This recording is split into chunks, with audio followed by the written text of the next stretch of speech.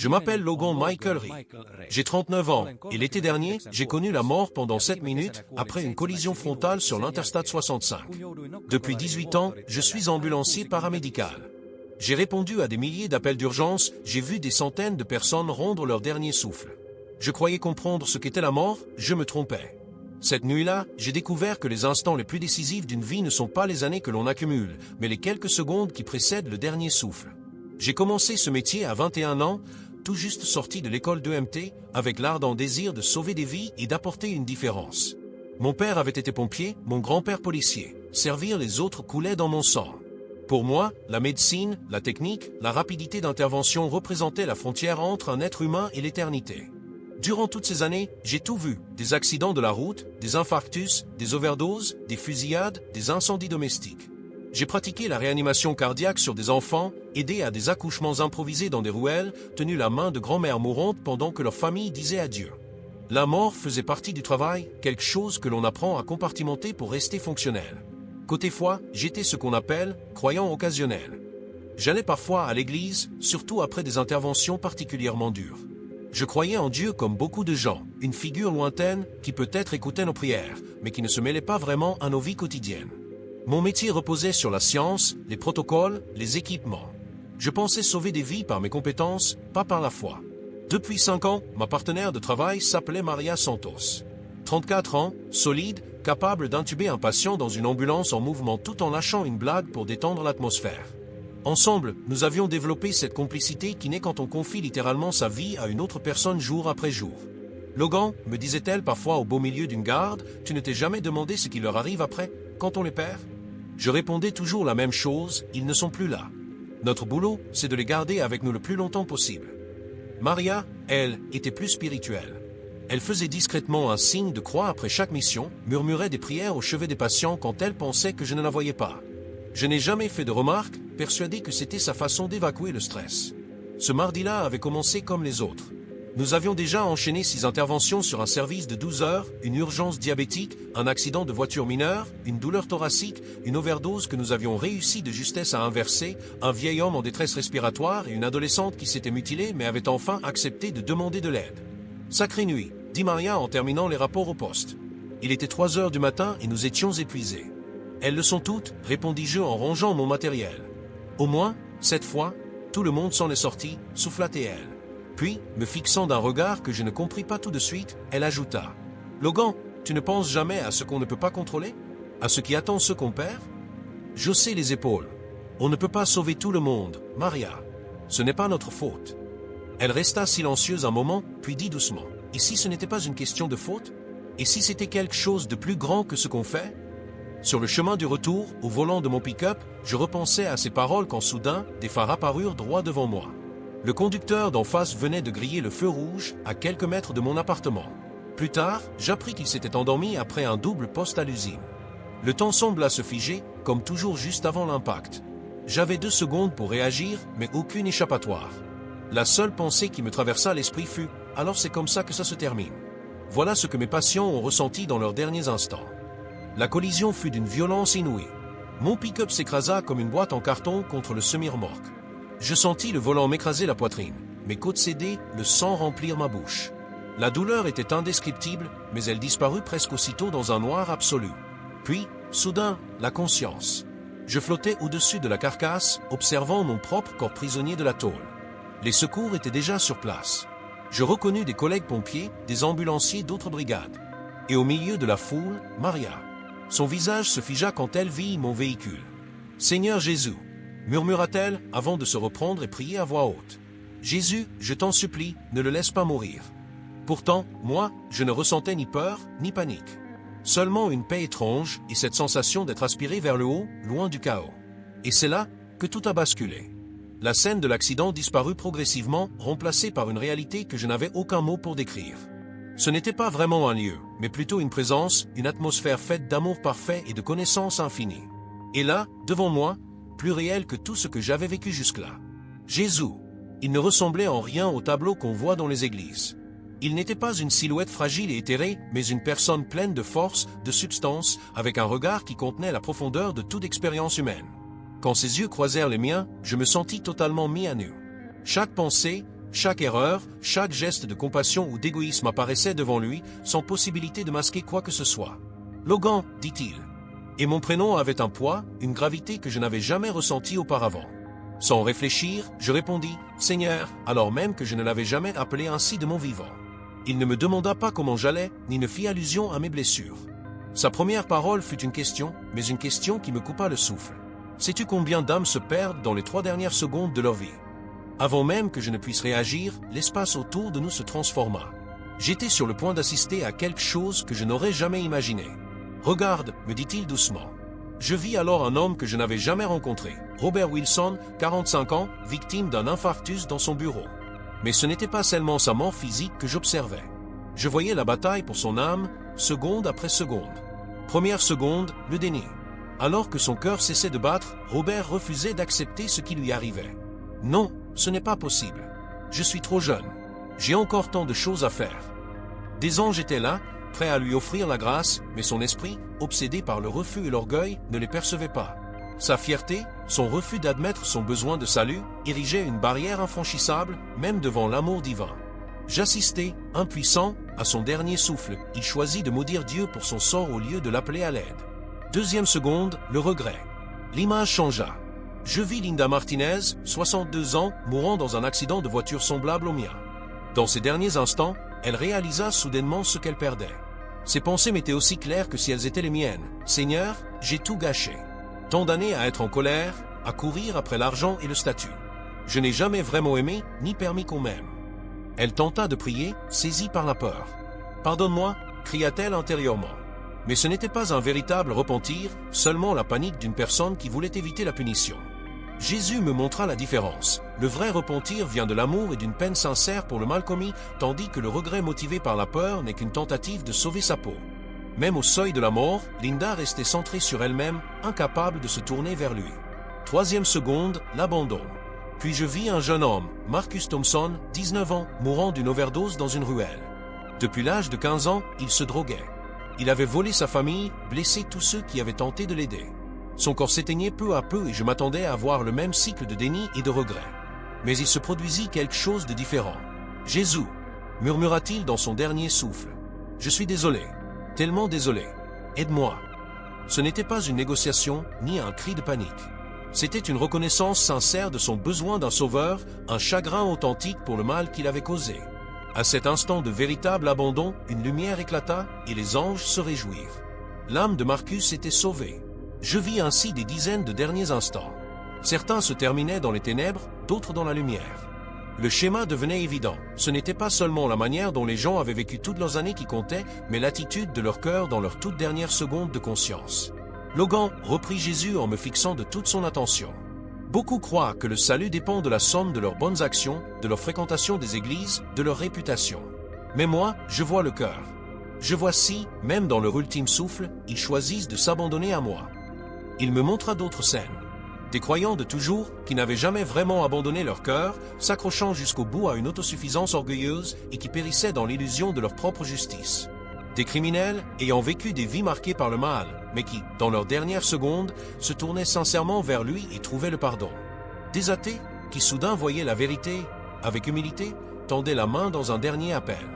Même des chefs religieux, dont la foi s'était révélée être une simple performance, une façade sociale, et qui mouraient sans jamais avoir eu de relation authentique avec Dieu. « Mais Seigneur », balbutiai-je, incapable de saisir toute la portée de ce que je voyais, et ceux qui mènent une bonne vie sans te connaître. Il me répondit avec calme. « Tout le monde me connaît. J'ai inscrit l'éternité dans le cœur de chaque être humain. Dans leurs derniers instants, lorsque toutes les illusions tombent, chacun décide s'il veut reconnaître ce qu'il a toujours su, ou s'il choisit de me rejeter une dernière fois. » Puis, il m'emmena encore plus loin. Je vis mes propres interventions, mais sous un regard totalement nouveau, le regard spirituel. Je me revis 3 ans plus tôt, tentant de ranimer un certain M. Johnson, 73 ans, victime d'un infarctus. À l'époque, j'étais obsédé par mes perfusions, mes médicaments, mes gestes techniques, persuadé d'avoir échoué puisque nous n'avions pas pu le ramener. Mais Jésus me montra ces derniers instants vus du ciel. Tandis que je m'acharnais sur son corps, des anges entouraient son âme, lui offrant la grâce. Dans sa toute dernière seconde de conscience, il avait murmuré au fond de son cœur, « Jésus, je crois. Pardonne-moi. » Il était sauvé. Ce jour-là, tu as sauvé sa vie, me dit Jésus. Pas sa vie terrestre, mais sa vie éternelle. Ta présence, ta compassion ont permis à son cœur de choisir sans panique. Je revis alors appel après appel, mais avec ce regard spirituel. Cette adolescente en overdose, à qui j'avais fait un massage cardiaque, elle avait eu le temps d'appeler Dieu dans son cœur avant de partir. Cet ouvrier tombé d'un échafaudage, mes tentatives de le stabiliser lui avaient offert ces précieuses secondes pour se repentir réellement. Mais je vis aussi mes manques. Des instants où j'aurais pu dire une parole d'espérance, glisser une vérité qui aurait pu faire basculer une âme. Des occasions perdues. C'est pour cela que tu vois tout cela, poursuivit Jésus. Ton rôle n'a jamais été seulement médical. Tu as toujours été un serviteur d'âme, même sans t'en rendre compte. Il me montra ensuite Maria, encore sur les lieux de l'accident, en train de pratiquer la réanimation sur mon corps sans vie, les larmes coulant sur son visage. Elle a compris, dit-il. Elle prie pour chaque patient que vous avez soigné ensemble. Elle sait que la médecine seule ne suffit pas. Alors je demandai, que veux-tu que je fasse? Il me fixa, et sa réponse fut claire. Retourne, mais retourne changer. Tes compétences médicales peuvent donner du temps aux gens. Tes paroles, elles, peuvent les orienter vers l'éternité. Certains auront des minutes, d'autres seulement des secondes. Sers-toi de ce temps. Il posa sa main sur mon front, et je sentis une puissance couler en moi. Pas seulement une guérison physique, mais une autorité spirituelle que je n'avais jamais connue. Souviens-toi de ce que tu as vu, dit-il, et aide-les à se souvenir de ce qu'ils portent au plus profond de leur cœur. À ce moment-là, je fus tiré en arrière, happé par le bruit, la douleur et le chaos de ce monde matériel. Je me réveillai dans la salle de traumatologie de l'hôpital métropolitain général, le même où j'avais conduit tant de patients. Au-dessus de moi, la docteure Sarah Kim, chirurgienne, me fixait, déconcertée. « Logan, dit-elle, vous étiez parti. Aucun pouls, aucune activité cérébrale pendant 7 minutes. Nous allions prononcer votre décès. » À mes côtés, Maria, toujours en uniforme, me tenait la main en pleurant. Espèce d'entêtée, soufflatait-elle, la voix brisée. « Ne me refais plus jamais ça. » Rassemblant mes forces, je réussis à murmurer. « Tu avais raison, Maria. Il y a quelque chose de plus grand. » Les dégâts physiques étaient énormes. 17 fractures, un poumon effondré, des hémorragies internes, une lésion cérébrale traumatique. Les médecins expliquaient que ma convalescence prendrait des mois, si tant est que je retrouve toutes mes facultés. Mais au fond de moi, je savais déjà que quelque chose de bien plus profond avait changé. La vision que Jésus m'avait donnée ne s'effaçait pas comme un rêve. Au contraire, elle devenait chaque jour plus vive, plus pressante. Je savais que j'avais une mission. Durant mes 3 mois de rééducation, je passais chaque instant éveillé à méditer sur ce que j'avais vu. Je me mis à lire les journaux médicaux d'un autre œil, cherchant des études sur les expériences de mort imminente, sur la conscience au seuil de la vie. Je plongeais aussi dans la théologie, pour tenter de comprendre les dynamiques spirituelles dont j'avais été témoin. Et surtout, je parlais longuement avec Maria de ce que nous avions vécu au fil de nos interventions. Un jour, dans ma chambre d'hôpital, elle m'avoua. « Tu sais ce que je ne t'ai jamais dit ? Depuis mon premier jour de service, je prie pour les patients. J'ai toujours senti qu'il se passait plus que ce que nos yeux pouvaient voir. » Je la regardai, surpris. « Pourquoi tu ne m'en as jamais parlé ?» Elle sourit doucement. « Parce que tu n'étais pas prêt à l'entendre. Mais maintenant, tu le es. » Lorsque je fus enfin autorisé à reprendre le travail, ma manière d'aborder chaque intervention changea radicalement. Bien sûr, je respectais encore les protocoles, j'administrais les médicaments, je pratiquais les gestes techniques avec la même rigueur qu'avant. Mais désormais, je m'adressais aussi aux âmes. Dès mon premier appel de retour, un accident de moto grave, je m'agenouillai auprès de la victime. Tout en évaluant ses blessures, je lui parlais autrement. « Monsieur, vous m'entendez? Je m'appelle Logan. Je suis ambulancier. Je veux que vous sachiez une chose, Dieu vous aime. Jésus est réel, il est ici, avec nous. » L'homme était inconscient, mais je sentais en mon esprit qu'il se battait encore. Tandis que nous travaillions pour le stabiliser, je continuais à prononcer des paroles d'espérance et de vérité. Il survécut et se remit complètement. Maria remarqua tout de suite le changement. « Qu'est-ce que tu fais de différent ?» me demanda-t-elle après notre 3e intervention de la journée. Je répondis simplement, « Je soigne la personne entière, le corps et l'âme. » Et ça marche. Elle avait raison, les résultats parlaient d'eux-mêmes. Des patients survivaient à des situations normalement fatales. Les temps de guérison étaient plus rapides. Les familles racontaient ressentir une paix qu'elles ne pouvaient expliquer. Mais surtout, je voyais des percées spirituelles incroyables. Des personnes conscientes pendant le transport me posaient des questions sur Dieu, sur le pardon, sur ce qu'il advient après la mort. Dans l'ambulance, j'eus des conversations qui changeaient des vies à jamais. 3 mois après mon retour, nous fûmes appelés sur un cas de violence domestique. La victime, Angela, 32 ans, avait été battue à tel point qu'elle ne tenait plus qu'à un fil. Pendant que Maria posait une perfusion, je vis dans ses yeux qu'elle était en train de s'éteindre. Elle ne pouvait pas parler, mais elle m'entendait. « Angela, lui dis-je doucement, tu es gravement blessée, mais tu n'es pas seule. Dieu te voit. Il t'aime. Et il a pour ta vie un plan qui dépasse ce moment. » Des larmes coulèrent sur ses joues. Je poursuivis. « Si tu peux m'entendre, sache que Jésus a donné sa vie pour toi. Il connaît ta douleur, il connaît ta peur, et il veut te donner la paix.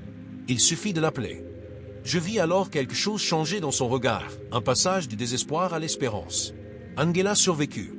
Pendant sa rééducation, elle demanda à me parler en privé. Cette nuit-là, dans l'ambulance, me dit-elle, j'étais prête à mourir. Je le voulais même. Mais quand tu as parlé de Jésus, quelque chose a changé. Pour la première fois de ma vie, je me suis senti aimé. Vraiment aimé. Elle avait donné sa vie au Christ ce soir-là, et désormais, elle travaillait dans un centre d'accueil pour femmes battues, partageant son histoire et aidant d'autres victimes à trouver l'espérance. Ces expériences devinrent presque habituelles. Bien sûr, tous les patients ne survivaient pas. La mort restait une réalité incontournable de notre métier. Mais j'appris à voir que la véritable victoire ne se mesurait pas seulement à la survie physique. Parfois, la victoire résidait dans une âme qui trouvait la paix avant de franchir le seuil. Une nuit, nous fûmes appelés auprès d'un vieil homme, M. Patterson, en plein infarctus.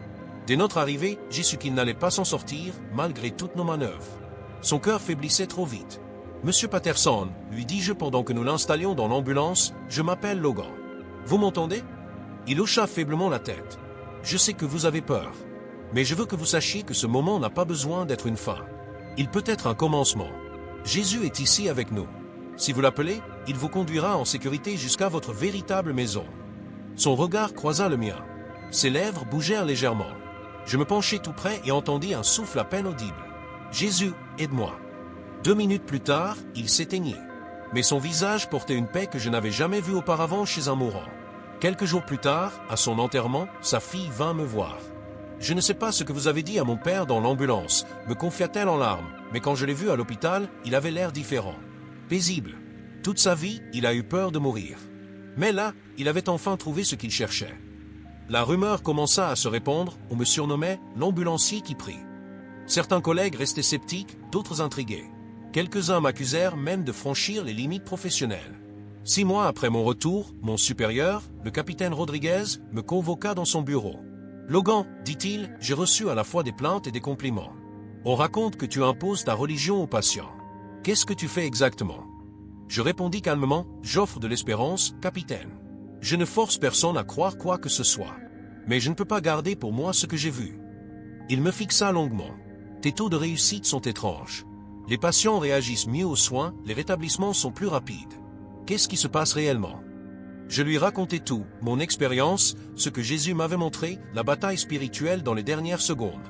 Après un long silence, il secoua la tête. « Écoute, je ne comprends pas vraiment ce que tu fais. Mais ça marche. Alors continue. Mais assure-toi de rester d'abord un ambulancier. » La percée la plus marquante survint un soir où Maria elle-même me demanda de prier à voix haute avec elle pour un patient. Nous étions appelés sur une fusillade en centre-ville. La victime, Devon, 23 ans, touché en plein thorax, perdait rapidement ses forces. Nous savions qu'il n'allait pas survivre. « Logan, dit Maria en tentant d'arrêter l'hémorragie, prions ensemble. » Je posai ma main sur l'épaule de Devon. « Devon, nous sommes avec toi. Et Dieu aussi. Maria et moi allons prier pour toi maintenant. » Maria commença. « Seigneur Jésus, nous t'apportons Devon. Nous demandons ta guérison, mais surtout ta présence. Qu'il sache qu'il est aimé et qu'il n'est pas seul. » Puis je pris le relais. « Jésus, Devon est à toi. Tu connais son histoire, son cœur.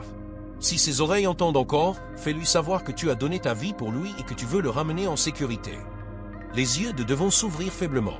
Ses lèvres remuèrent et dans un souffle, nous l'entendîmes murmurer. « Jésus, pardon. » Il mourut dans l'ambulance. Mais Maria et moi ressentîmes la présence de Dieu de façon si tangible que nous sûmes immédiatement. Devon était sauvé. Après cette intervention, quelque chose changea définitivement. Maria et moi devînmes une véritable équipe spirituelle. Nous commençâmes chaque garde par une prière, demandant à Dieu de se servir de nous non seulement pour sauver des vies, mais aussi pour toucher des âmes. Et les résultats continuèrent à dépasser l'entendement. Les taux de survie grimpaient, mais surtout, nous voyions des transformations profondes. Des patients rescapés nous demandaient à être mis en contact avec des églises. Des familles parlaient d'une paix surnaturelle au milieu de la tragédie. Même certains collègues commencèrent à nous demander de prier avec eux lors de cas difficiles. 1 an après mon accident, on me demanda de prendre la parole lors de la conférence annuelle des services d'urgence. Devant 300 ambulanciers, infirmiers et médecins urgentistes, je racontais cette nuit sur l'Interstate 65. Pendant longtemps, j'ai cru que notre mission se résumait à sauver des vies, dis-je. Mais j'ai appris que parfois, notre véritable rôle est d'ouvrir un espace pour que les âmes puissent être sauvées. Nous avons un accès unique aux personnes dans leurs moments les plus vulnérables. Nous pouvons offrir plus que des gestes médicaux. Nous pouvons offrir l'espérance. La réaction fut partagée. Certains quittèrent la salle, d'autres restèrent après pour poser des questions. Quelques départements adoptèrent même ce qu'ils appelèrent une approche de soins holistiques, traitant non seulement les symptômes physiques, mais aussi les besoins émotionnels et spirituels. La docteure Kim, la chirurgienne qui m'avait ramené ce soir-là, vint me voir après ma présentation. « Logan, me dit-elle, je pratique la médecine d'urgence depuis 15 ans. J'ai vu tant de choses inexplicables. Ce qui t'est arrivé et ce qui se passe avec tes patients depuis, je ne peux pas l'expliquer médicalement. » Je répondis doucement, « C'est parce que ce n'est pas seulement médical. » Elle ajouta, « Je veux en apprendre davantage. Sur ta foi, sur ce que tu fais. J'ai vu tes résultats, il y a quelque chose de différent. » Peu de temps après, elle rejoignit l'étude biblique que Maria et moi avions lancée pour les soignants. 6 mois plus tard, elle donna sa vie au Christ et se mit à prier avec ses propres patients dans la salle de traumatologie. Le mouvement s'élargit, des infirmières commencèrent à prier avec les familles, des médecins entamèrent d'autres conversations sur la fin de vie, l'aumônier de l'hôpital remarqua une hausse des demandes de soutien spirituel. Mais le changement le plus marquant fut notre manière d'aborder la mort. Au lieu de la considérer comme un échec, nous l'envisagions comme une transition. 2 ans après mon expérience, je fus convoqué comme témoin dans un procès. Une famille accusait notre service, affirmant que mes paroles religieuses avaient traumatisé leurs proches mourants. L'homme avait survécu à son infarctus, mais affirmait que mon accompagnement spirituel avait violé ses droits. Lors de l'audition, l'avocat me demanda « Monsieur Ri, pensez-vous avoir le droit d'imposer vos croyances religieuses à des patients vulnérables ?» Je répondis « Je crois avoir la responsabilité d'offrir de l'espérance à ceux qui s'apprêtent à affronter l'éternité. Je ne force personne à croire, mais je ne priverai jamais quelqu'un de l'information la plus essentielle qu'il puisse recevoir, même si cela met certains mal à l'aise. » « Et quelle information est-ce » demanda-t-il. « Que Jésus-Christ est mort pour leurs péchés, que Dieu les aime et qu'ils peuvent trouver la paix dans leurs derniers instants en invoquant son nom. » L'affaire fut finalement classée, mais elle mit en lumière la tension entre les limites professionnelles et les besoins spirituels. Certains trouvaient ma démarche déplacée, d'autres la considéraient comme l'acte le plus humain qu'un soignant puisse poser. 3 ans après mon accident, Maria et moi fûmes appelés sur un énorme carambolage sur la même portion de l'Interstate 65 où j'avais failli mourir. Plusieurs véhicules, de nombreuses victimes. En fouillant les débris, nous trouvâmes une adolescente, Sarah, coincée dans une voiture écrasée. Elle était consciente, mais ses blessures étaient trop graves. Nous savions que nous ne pouvions pas lui sauver la vie. Je lui pris la main. « Sarah, je m'appelle Logan. Je suis là avec toi, tu n'es pas seule. »« Est-ce que je vais mourir ?» murmura-t-elle. « Sarah, je ne sais pas ce qu'il adviendra de ton corps, mais je sais ce qui peut arriver à ton âme. As-tu déjà entendu parler de Jésus ?» Elle hocha faiblement la tête, au catéchisme, quand j'étais petite. « Écoute-moi, Jésus t'aime. Il est mort pour toi. Si tu veux lui parler maintenant, il t'écoute. Mais je ne sais pas quoi dire. Dis-lui simplement que tu crois en lui. Dis-lui que tu es désolé pour tes fautes. Demande-lui de t'accueillir. » Avec son dernier souffle, je l'entendis chuchoter. « Jésus, je crois, ramène-moi à la maison. » 2 minutes plus tard, elle s'éteignit. Mais je savais qu'elle était en sécurité. À ses funérailles, sa grand-mère vint me voir en pleurant. L'ambulancier qui priait avec Sarah avant qu'elle ne parte. « C'était vous. Je prie pour son âme depuis sa naissance. Merci d'avoir été là à ce moment. » C'est alors que je compris pleinement ce que Jésus m'avait montré. Les 3 secondes avant la mort ne sont pas seulement un instant médical. C'est un moment spirituel décisif. Aujourd'hui, j'ai 42 ans. Je cours toujours aux urgences, je combats toujours pour sauver des vies. Mais je sais désormais qu'il existe 2 formes de vie. Celle, passagère, que la médecine peut parfois prolonger, et celle, éternelle, que seul Jésus peut offrir. À chaque appel, je continue de donner les meilleurs soins médicaux possibles. Mais j'ajoute toujours ces mots d'espérance, ces prières, cet espace pour que les cœurs puissent se tourner vers Dieu. Certains patients survivent et leur vie change. D'autres meurent, mais repartent vers leur Créateur en paix. Dans les 2 cas, j'ai appris à voir la victoire, non pas seulement dans le maintien de la vie terrestre, mais dans la préparation à la vie éternelle. Maria et moi avons formé des dizaines d'autres ambulanciers à ce que nous appelons les soins d'urgence intégrés. Certains y adhèrent aussitôt, d'autres mettent des années à comprendre. Mais peu à peu, la culture change. La récompense la plus précieuse, ce ne sont pas les statistiques médicales, bien qu'elles restent impressionnantes. Ce sont les lettres de famille, les témoignages de rescapés, les retours de soignants qui commencent eux aussi à prier avec leurs patients. Le mois dernier, j'ai reçu un courrier d'un homme, Robert, dont le père était mort dans notre ambulance 2 ans plus tôt. Cher Logan, écrivait-il, mon père avait été athée toute sa vie.